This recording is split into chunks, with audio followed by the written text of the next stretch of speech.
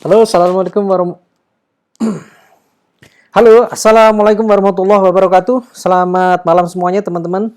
Jadi hari ini kita ada video lagi ya. Jadi karena ada banyak sekali materi di akhir tahun ini, jadi saya harus kebut materinya harus saya sampaikan. Kita kejar-kejaran dengan market. Masih tetap di pinggir pantai ya, di salah satu resort di Bali. Kebetulan saya ada di Bali. Hari ini saya akan bahas ACST sesuai dengan plan saya. ACST setelah beberapa bulan menyelesaikan right isunya, saya akan bahas kembali. Oke. Materinya adalah ACST siapkah jadi raksasa infrastruktur maksud saya ya. Nanti kita lihat ada apa itu di ACST, ke depan seperti apa ya. Sebelum itu seperti biasa disclaimer, bursa saham ini instrumen investasi dengan tingkat risiko yang tinggi karena returnnya juga tinggi. Jadi teman-teman sekalian perhatikan walaupun marketnya bullish tapi tetap ada risiko yang menanti ya. Jadi sebelum buy and sell perhatikan baik-baik, analisa baik-baik, pertimbangkan baik-baik, dan semua akibat atas keputusan buy sell menjadi tanggung jawab teman-teman ya. Saya hanya menyampaikan informasi, menyampaikan mungkin rumor-rumor yang saya tahu, yang saya terima, kira-kira seperti itu. Objektif dari video ini tetap ya berbagi informasi dan edukasi di pasar modal seperti yang biasa saya lakukan. Oke, untuk yang belum subscribe, pastikan subscribe ya. Jangan sampai ketinggalan video-video saya selanjutnya. Terus pastikan juga teman-teman like and share video ini sebanyak-banyaknya. Bukti dukungan teman-teman untuk juga supaya video-video saya, channel YouTube saya cepat menyebar dan membagikan edukasi ke lebih banyak orang. Kira-kira seperti itu ya. Kita lanjutkan. Ini posisi keuangan ACST pasca right issue. Jadi gini teman-teman. Buat teman-teman yang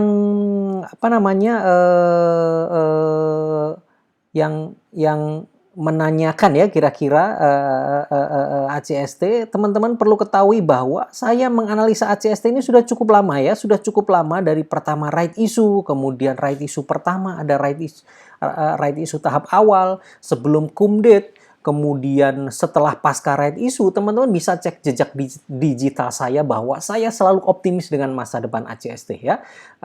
Tentunya dengan beberapa pertimbangan, dengan analisa-analisa yang sesuai dengan data, teman-teman bisa lihat beberapa video tentang ACST ya, mulai dari RI sampai pasca RI, saya hitung semuanya. Dan jejak digital juga membuktikan bahwa saya tetap optimis dengan ACST apapun yang terjadi. Walaupun banyak haters waktu itu, saat harga ACST turun, saya anggap itu mereka hanya pemain pendek saja ya. Mereka hanya pemain sumbu pendek saja yang setelah beli saham maunya naik terus.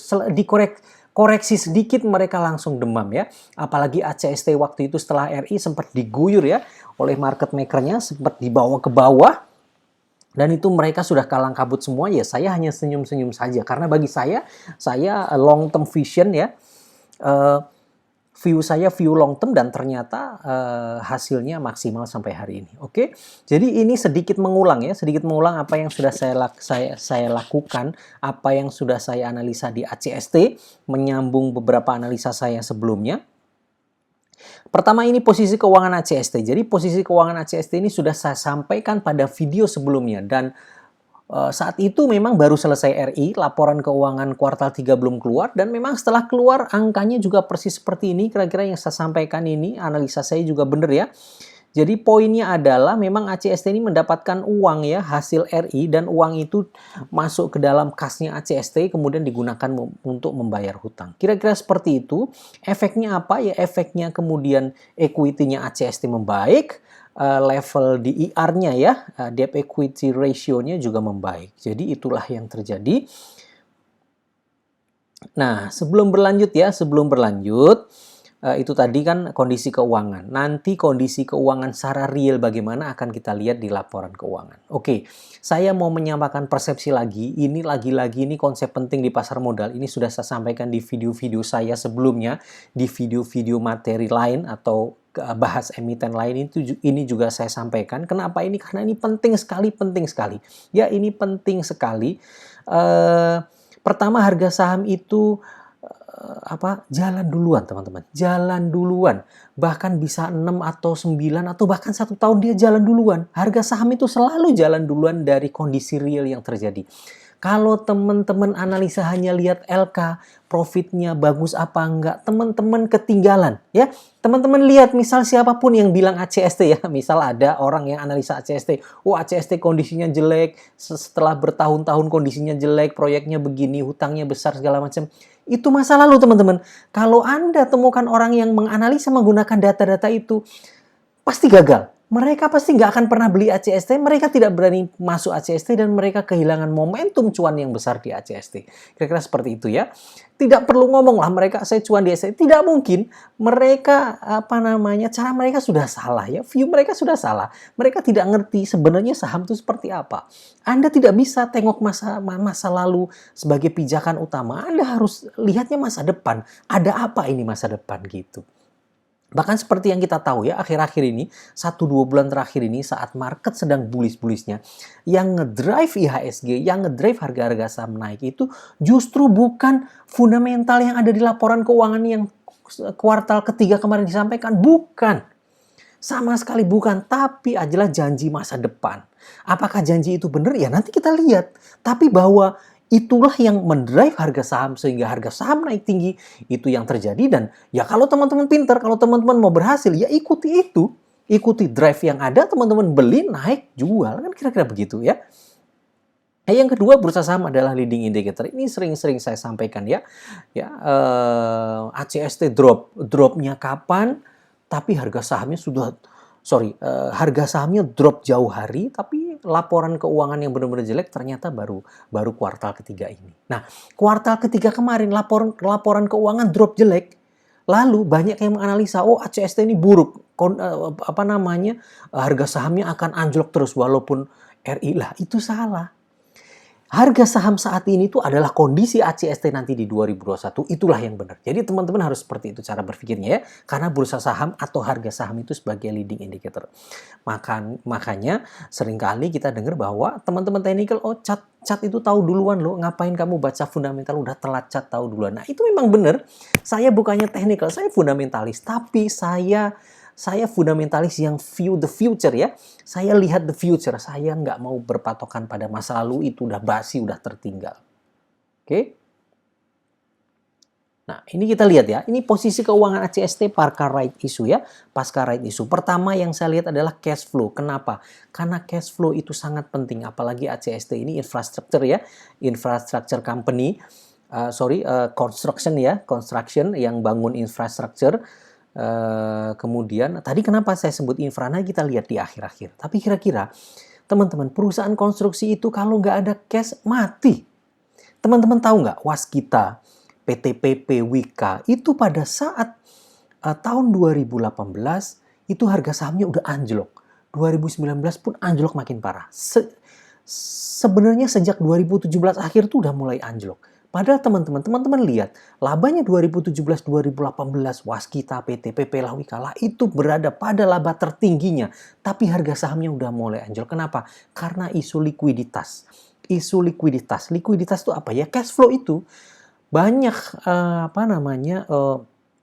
investor yang khawatir mereka tidak bisa melanjutkan kegiatan operasional perusahaannya karena nggak ada duit, karena nggak ada cash flow. Jadi apa? Jadi cash flow itu kunci ya, cash flow itu penting. Makanya saya mau teman-teman lihat dari cash flow. Ya teman-teman lihat, ini posisi 2020, ini posisi 2019. Lihat, penerimaan dari pelanggan 2020 itu besar, 6 triliun. Setelah bayar untuk pemasok, bayar lain-lain. Dari aktivitas operasi ya, jadi cash flow atau cash flow dari operation itu positif 1,8 triliun. Ingat, ya ACST tahun 2020 dari kegiatan operasi menghasilkan cash flow positif 1,8 triliun. Tahun kemarin minus. Ini yang teman-teman perlu lihat. Jadi setelah ACST itu beroperasi, bangun sesuatu, dapat tagihan, dibayarin ke vendor-vendor, masih sisa 1,8 triliun. CFO ya, cash flow operation-nya masih plus 1,8 triliun. Ini menurut saya nih bagus dan ini sehat. Ya, buat teman-teman yang bilang nggak sehat karena ACST hutangnya besar terus net loss terus, ya itu simple ya, semua orang bisa lihat lah. Kalau memang ACST net loss dibilang jelek ya sudah jelek, tidak usah beli. Tapi view saya lain ya, nanti saya bagikan ke teman-teman. Teman-teman harus bisa lihat dari sisi-sisi yang lain dan itulah sebenarnya kunci keberhasilannya. Oke ya, itu tadi cash flow dari kegiatan operasi.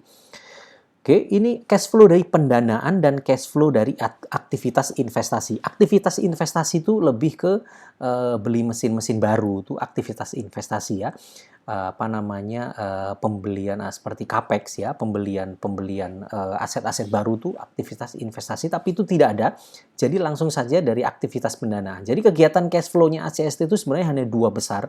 Pertama dari kegiatan operasi. Operasi itu yang bangun sesuatu, beli-beli ke vendor, ke karyawan, lalu dapat tagihan dari proyek itu, tagihannya dibayarin buat bayar-bayar vendor, sisanya itu cash flow operation. Itu simpelnya seperti itu. Nah, kedua, dari aktivitas pendanaan. Aktivitas pendanaan tuh simpelnya ya, kalau punya hutang, kalau bayar hutang itu berarti ada cash flow keluar ya. Lalu kalau mendapatkan pinjaman baru berarti ada cash flow yang masuk. Nah, sekarang kita lihat. Pada tahun 2020 sampai dengan kuartal ketiga atau 9 bulan, ACST itu sudah melakukan pembayaran pinjaman ke pemegang saham ya. Ada pinjaman dari pemegang saham ini dari United Tractor sudah dibayar 3,1 triliun. Kemudian pembayaran pinjaman bank jangka pendek. Pinjaman bank jangka pendek pun sudah dibayar 2,1 triliun. Jadi ACST sudah keluarkan uang 5,3 triliun untuk nutup hutang, untuk bayar hutang. Luar biasa buat saya ya. Kondisi COVID seperti ini, ACST mampu melunasi hutangnya 5,3 triliun. Oke, sekarang kita lihat yang paling bawah yang angka besarnya, penerimaan dari penawaran umum terbatas 2. Ini maksudnya kemarin waktu RI itu ACST mendapatkan uang, itu masuknya juga arus kas dari aktivitas pendanaan. Nilainya 1,499 triliun, itu persis angka uang yang didapat dari right issue. Jadi ini kan sudah terlihat teman-teman ya, ini uang sudah masuk nih, ini sudah masuk laporan keuangan. Artinya apa? Artinya semua saham right issue ditebus. Entah itu ditebus oleh pemegang saham existing. Kalau tidak ditebus oleh pemegang saham existing, maka ditebus oleh pembeli siaga, dalam hal ini pemegang saham pengendali. So artinya apa? Artinya RI-nya sukses. Semua sahamnya ditebus. Kita lihat lagi penerimaan pinjaman bank jangka pendek. Nah, ini masih ada penerimaan pinjaman bank jangka pendek. Tapi teman-teman saya kasih tahu. Ini kan cash flow 9 bulan ya. Artinya kegiatan yang terjadi pada bulan Januari masih dicatat. Januari sampai September itu dicatat. Nah, penerimaan pinjaman bank ini sudah terjadi jauh sebelum kuartal 3. Bahkan jauh sebelum semester 1. Ini awal-awal tahun. Ya, ini awal-awal tahun memang menerima tapi langsung dilunasi juga saat ada uang. Ya. Kemudian sama nih, ada pinjaman dari pemegang saham juga seperti itu. Ya, kira-kira seperti itu. Ini kondisi cash flow. Ya. Dari aktivitas pendanaan ACST minus 1,8 triliun. Artinya apa? Artinya lebih banyak bayar hutang daripada narik hutang. Kira-kira begitu. Selisihnya 1,8 triliun. Nah, ini posisi keuangan ACST untuk liability. Untuk posisi hutang ya. Kenapa Mas AS lihatnya cash flow dan neraca kok nggak lihat profit and loss? Ngapain kamu lihat profit and loss? Sudah jelas-jelas ACST loss. Kalau kamu liatin profit and loss buat apa? Sudah loss, kamu nggak usah ngapa-ngapain, nggak usah analisa lebih lanjut. Yang perlu Anda analisa adalah hal-hal yang lain, titik-titik yang lain, keunggulan-keunggulan yang lain, potensi-potensi yang lain dari ACST yang kira-kira masa depannya apa nih di ACST. Begitu loh. Ngapain kamu lihat profit loss? Sudah jelas-jelas loss. Nggak usah beli sahamnya kalau loss. Ya, ya kalau saya beli sahamnya. Waktu diturunin ke 200 saya beli. Di bawah 200 saya hakal lagi, saya hajar. Sekarang cuan gede saya. Miliaran cuan saya dari ACST. Kira-kira seperti itu teman-teman. Ya. Kita lihat. Liability atau hutang ya. Liability yang besar-besar saja. Kalau hutang usaha lewati. Kenapa? Karena hutang usaha itu ke vendor. Nggak ada bunganya. Nggak ada masalah. Ya, ada hutang non usaha. Ini dari pihak berelasi, ini dari grup. Ini juga kecil nilainya, dilewati saja, nggak terlalu signifikan. Yang besar tuh ini teman-teman. Pendapatan diterima di muka juga dilewati karena ini hutang-hutang tidak berbunga. Yang hutang berbunga ini nih. Pinjaman dari pemegang saham masih punya 700 miliar, ya, masih punya 700 miliar. Oke, selain itu sudah ini. Ini liability jangka pendek. Ada namanya liability jangka panjang. Mohon maaf saya nggak tampilkan di sini. Kenapa? Karena angkanya nggak ada. ACST sudah tidak punya pinjaman jangka panjang. Satu-satunya pinjaman berbunga ACST hari ini, cuman ini aja nih teman-teman. Pinjaman dari pemegang saham nilainya 727 miliar tok. Bandingkan dengan tahun kemarin. Tahun kemarin teman-teman. Tahun kemarin, pinjaman bank jangka pendek saja masih 800 miliar. Ingat, ini bunganya lebih besar dari pinjaman dari pemegang saham. Dari bank saja masih 800 miliar jangka pendek. Jangka panjangnya masih ada tahun kemarin, karena nggak saya sampaikan di sini ya. Selain itu, pinjaman dari pemegang saham masih 3 triliun lebih. Jadi totalnya masih 4 triliun. Tahun kemarin sampai dengan dibawa ke kuartal 1 ke kuartal 2, buntutnya masih ke kuartal 3, beban bunganya itu masih punya pinjaman berbunga sebanyak 4 triliun. Sekarang pinjaman berbunga tinggal 700 miliar. Jauh berkurang. Ini menjadi jauh lebih sehat. Nah, teman-teman lihatnya seperti ini. Ya, ini ACST sudah jauh-jauh lebih sehat. Oke, kelihatan banget ya di sini ya. Teman-teman bisa buka LK-nya ini. Bandingkan ya tahun kemarin dengan tahun ini. Kenapa tahun kemarin penting? Karena tahun kemarin ini beban bunganya masih sampai hari ini, masih sampai kuartal ketiga kemarin masih kena. Tapi nanti setelah itu kuartal keempat sudah nggak ada. Habis itu beban bunga. Tahun 2021 LK ACST clean. Beban bunga tinggal kecil, tinggal labanya saja. Oke, gitu ya. Nah, sekarang kita lihat key takeaways-nya ya. Kita lihat key takeaways-nya. Pertama, right issue ACST berhasil. Yes, pemegang saham pengendali komitmen membeli semua saham baru termasuk yang tidak dibeli pemegang saham lain. Ya, tadi sudah kelihatan ya angka jumlah saham yang dikeluarkan dikali dengan harga tebus itu 1,499 triliun. Sudah masuk semua uangnya, artinya semua saham ditebus, artinya RI-nya berhasil. Yang kedua, keseluruhan dana hasil right issue digunakan untuk membayar hutang. Yes, ini saya setuju dan ini menurut saya bagus. Ada beberapa analis orang-orang yang bilang ya, investor masternya value investing misal bilang, right issue itu kalau digunakan dananya untuk membayar hutang itu jelek. Saya tidak setuju dengan pernyataan itu. Kenapa? Jelek tidak itu bukan berdasarkan itu. Buat saya ya, buat Hermanto Sardan. Jelek atau bagus itu lihat dulu, emiten ini penyakitnya apa. Ya, penyakit itu perlu diobati. Penyakitnya apa dulu gitu loh. ACST penyakitnya apa? ACST itu penyakitnya banyak hutang. Karena banyak hutang berbunga, maka beban bunganya tinggi. Karena beban bunga yang tinggi itulah ACST nggak pernah bisa cetak profit. Itu penyakitnya. Lah kalau sekarang berhasil RI, kemudian ada penyakitnya, terus uang RI nggak boleh buat bayar hutang gitu, nggak boleh buat ngobati penyakit, salah lah Anda. Terus yang bagus uang RI buat apa? Oh, RI yang bagus itu uang RI untuk ekspansi. Lah orang lagi berpenyakit kok suruh ekspansi, modiar lah. Manusia ini ada orang lagi sakit kepala, sakit demam. Kalian suruh lari-lari ke lapangan, ya matilah. Kalian suruh bekerja, ya mati. Yang benar apa? Diobati dulu penyakitnya. Baru nanti sehat. Baru nanti dia kerjanya maksimal. Begitu pula dengan ACST. Mereka tahu, manajemennya tahu ya. Ini kan anaknya Astra. Penyakitnya ACST itu di banyak hutang berbunga. Kalau sekarang RI-nya berhasil, obati dulu sakitnya. Hutangnya dilunasi dulu. Seperti yang kelihatan tadi. Penyakitnya hilang. Beres gitu loh. Ya. Jadi nggak bisa Anda kaku bilang RI yang jelek itu kalau uangnya buat bayar hutang. Nggak bisa. Yang benar adalah temukan dulu penyakitnya, obati penyakitnya begitu. Yang ketiga, hutang berbunga ke bank sudah lunas. Saya catat sudah lunas. Teman-teman bisa cek sendiri. Kalau salah nanti bisa komentar ke saya. Tapi saya cek sudah tidak punya hutang bank sama sekali ya.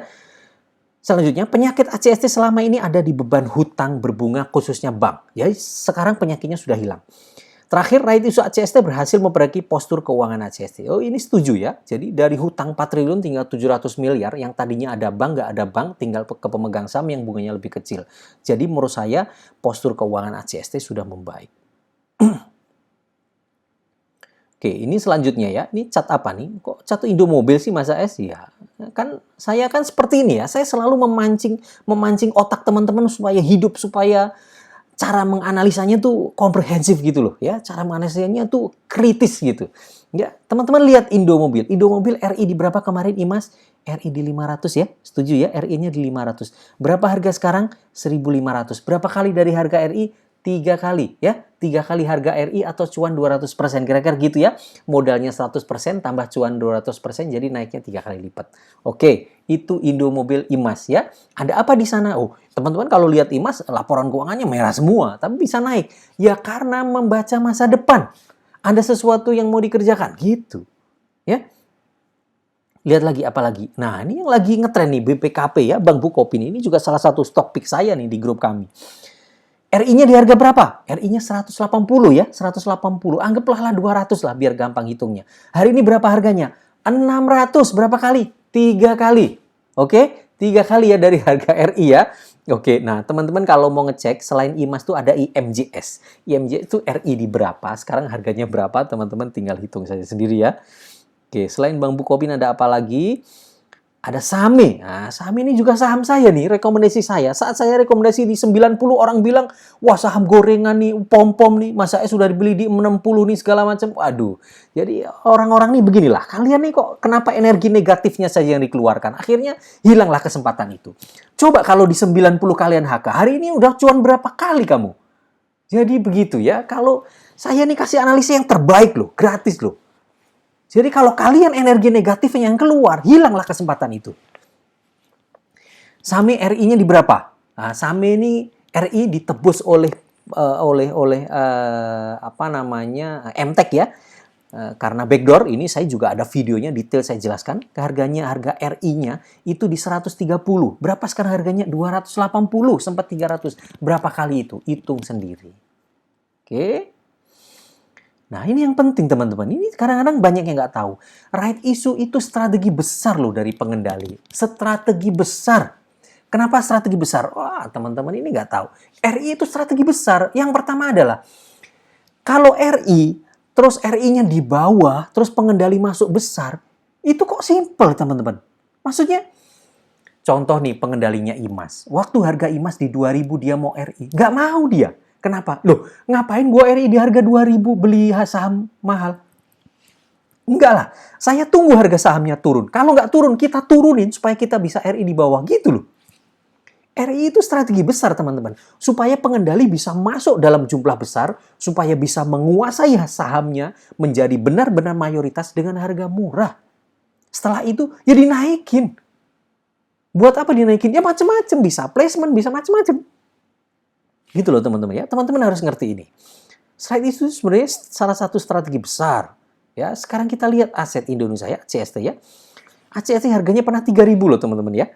Coba ya, waktu itu tahun 2016 pernah RI. ACST pernah RI karena butuh modal tambahan pernah RI. Setelah RI, harga sahamnya turun ya, harga sahamnya turun. Teman-teman tahu nggak ini turun karena kenapa? Karena kinerjanya turun, yes. Karena sektor konstruksi saat itu sedang turun, yes, benar. Tapi salah satunya, ya kok saya berpikir ini memang diturunkan. Kenapa? Supaya bisa RI harga bawah.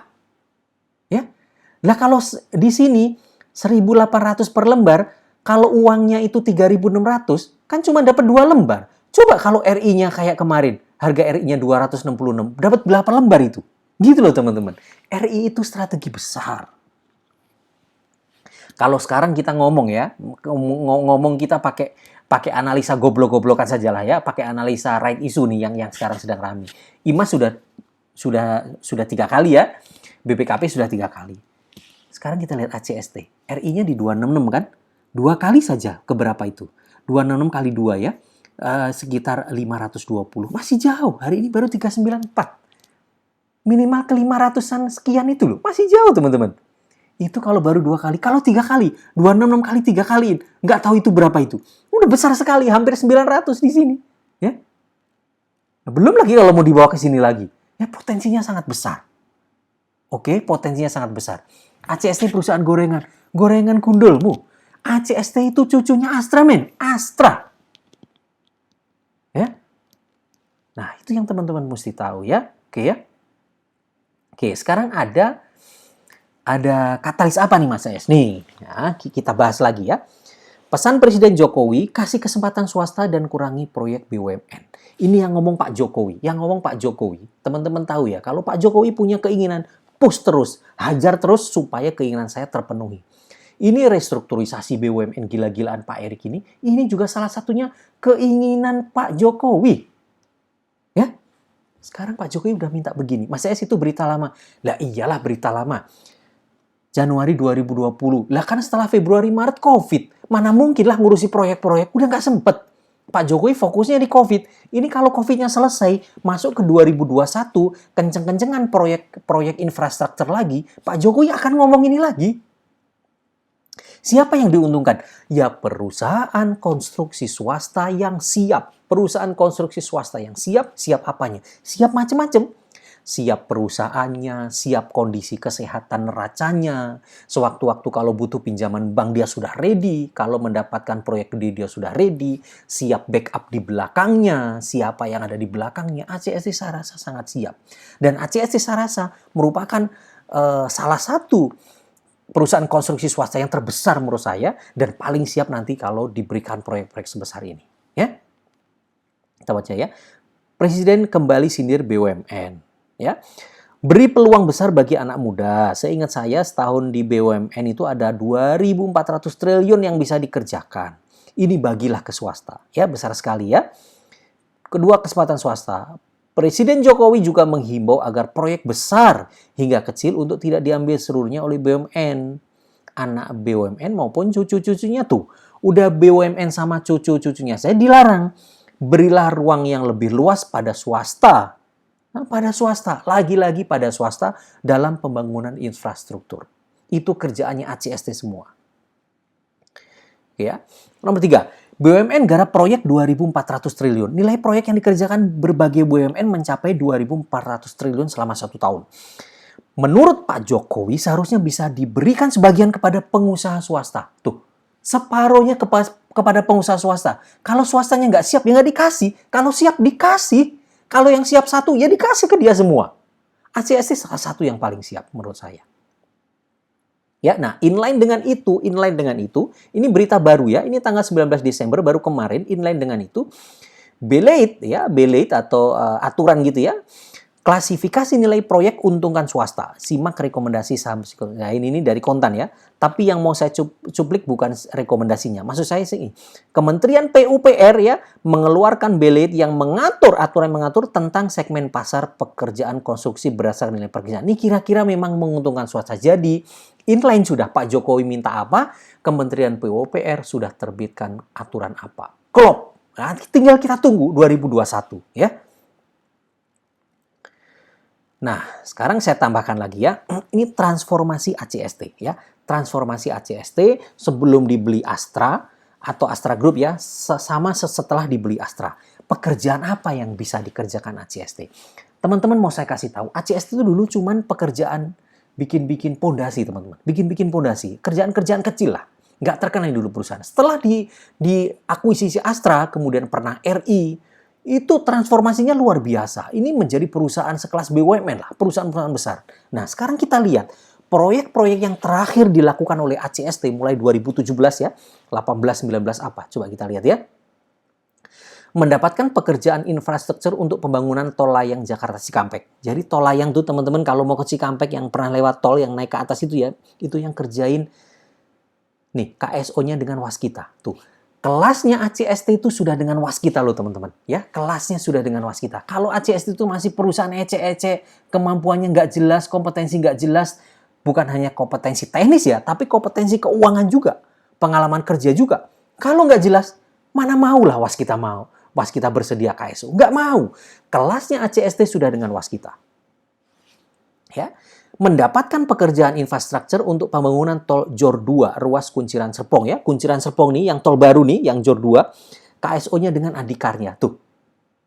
Waskita adikarya, kelasnya sudah ini teman-teman. Lah kalau waskita sudah ribuan, adikarya ribuan, mosok ACSD masih 300-an? 1.000 lah minimal kan gitu kira-kira ya. Mendapatkan pekerjaan infrastruktur untuk konstruksi sipil ya.